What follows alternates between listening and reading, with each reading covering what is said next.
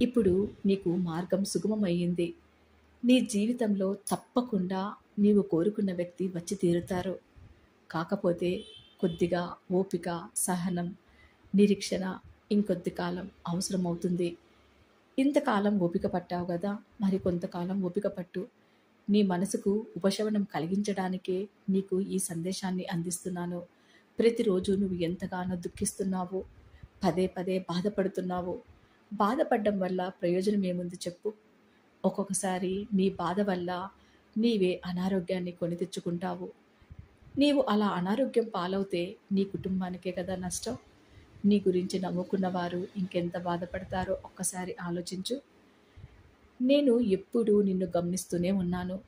నీవు ఎన్నో ఆలోచనలతో ఉంటావు. ఒక్కొక్కసారి ఆవేశమైన నిర్ణయాలు కూడా తీసుకుంటున్నావు. అది చాలా తప్పు. అలాంటి ఆవేశమైన నిర్ణయం